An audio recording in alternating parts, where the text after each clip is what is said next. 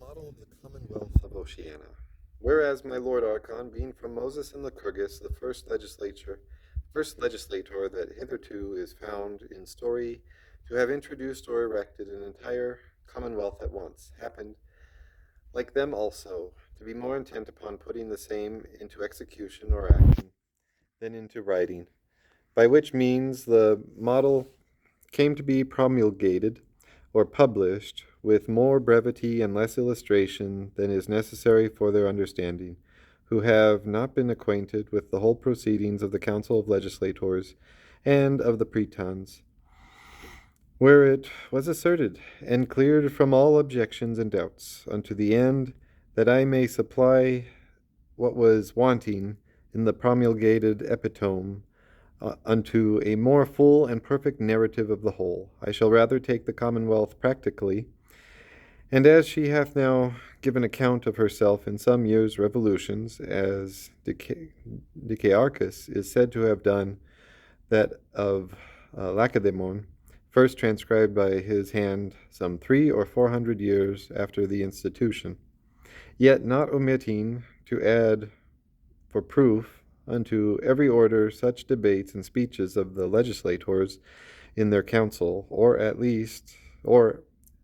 such parts of them as may best discover the reason of the government, nor such ways and means as were used in the institution or rise of the building, not to be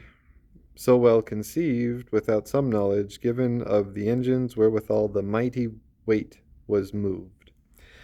But through the entire omission of the council of legislators or workmen that squared every stone unto this structure in the quarters of ancient prudence,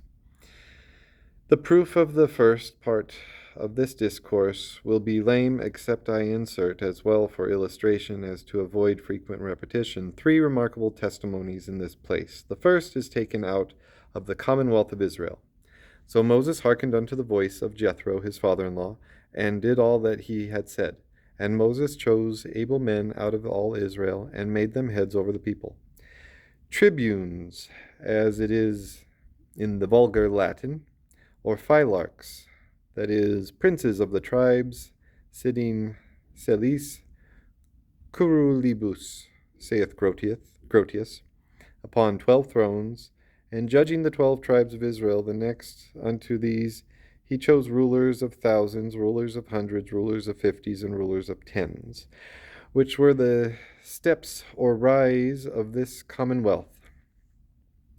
from her foundation or root unto her proper elevation or accomplishment in the Sanhedrim and the congregation already opened in the preliminaries. The second is taken out of Lacedaemon, as Lycurgus, for the greater impression of his institutions upon the minds of his citizens, pretended to have received the model of that commonwealth from the oracle of Apollo at Delphos, the words whereof are thus recorded by Plutarch in the life of that famous legislator. When thou shalt have divided the people into tribes, which were 6, and obi, which were 5 in every tribe, thou shalt constitute the Senate, consisting of the 2 kings of 30 counselors, who, according as occasion requireth, shall cause the congregation to be assembled between the bridge and the river Nakion, where the Senate shall propose unto the people and dismiss them without suffering them to debate. The obi were lineages, into which every tribe was divided, and in each tribe there was one other division containing all those of the same that were of military age, which being called the Mora, was subdivided into troops and companies that were held in perpetual discipline under the command of a magistrate called the Polemarch. The third is taken out of the Commonwealth of Rome, of those parts of which are comprised of the first and second books of Livy, where the people, according to the institution by Romulus, are first divided into 30 curiae, or parishes, whereof he elected by 3 out of each curiae the Senate, which from his reign on that of Servius Tullius proposed unto the parishes, or parochial congregations, and these being called the Comitia Curiata, had the election of the kings, Quirites regem Curiatae ita patribus visum est. Again, tullium hostilium regem populus jusit patres auctores facti. The confirmation of their laws, ut ab Romulo traditum suffragium veritim eadem vi eademque jure omnibus datum est. And the last appeal in matters of judicature, as appears in the case of Horatius that killed his sister, till in the reign of Servius, non enim ut ab Romulo traditum ceteri servaverunt reges. The people being grown somewhat, the power of the curiata was for the greater part translated unto the centuriata comitia, instituted by this king, which distributed the people according to the sense or valuation of their estates unto 6 classes, every one containing about 40 centuries, divided into youth and elders, the youth for field service, the elders for the defense of their territory, all armed and under continual discipline, in which they assembled both upon military and civil occasions. But when the Senate proposed unto the people the horse only, wherefore there were 12 centuries, whereof there were 12 centuries, consisting of the richest sort, over and above those of the foot enumerated, were called within the first classis of the foot unto the suffrage, or if these accorded not, then the second classis was called to them, but seldom or never any of the rest. Wherefore the people, after the expulsion of the kings, growing impatient of this inequality, rested not till they had reduced the suffrage, as it had been in the Comitia Curiata, to the whole people again, but in another way,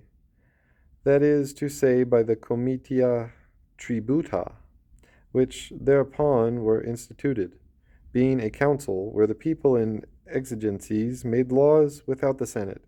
which laws were called plebiscita. This council is that in regard whereof Cicero and other great wits so frequently inveighed against the people, and sometimes even Livy, as at the institution hunc annum insignem maxime comitia tributa efficiunt, res major victoria suscepti certaminis, quam usu plus enim dignitatis comitiis ipsis detractum est, patribus ex concilio submovendis, quam virium aut plebi aditum aut demptum patribus. To say truth, it was a kind of anarchy, whereof the people could not be excusable, if there had not, through the course taken by the Senate, been otherwise a necessity that they must have seen the Commonwealth run into oligarchy. The manner how the Comitia Curiata, Centuriata, or Tributa were called during the time of the Commonwealth to the suffrage was by lot. The curia, century or tribe, whereon the first lot fell, being styled principium, or the prerogative,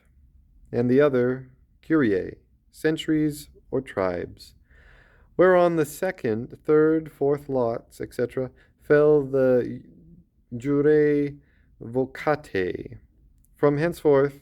not the first classis, as in the times of Severus, or Servius, but the prerogative, whether curia, century, or tribe, came first to the suffrage, whose vote was called omen prerogativum, and seldom failed to be leading unto the rest of the tribes. The jure vocate, in the order of their lots, came next. The manner of giving suffrage was by casting wooden tablets marked for the affirmative or the negative unto certain urns standing upon a scaffold, as they marched over in they marched over it in files, which for the resemblance it bore was called the bridge. The candidate or competitor who had most suffrages in a curia, century, or tribe was said to have that curia, century, or tribe. And he who had most of the curiae, centuries, or tribes carried the magistracy. These three places being premised as such upon which there will be frequent reflection, I come unto the narrative, divided unto two parts, the first containing the institution, the second the constitution of the Commonwealth,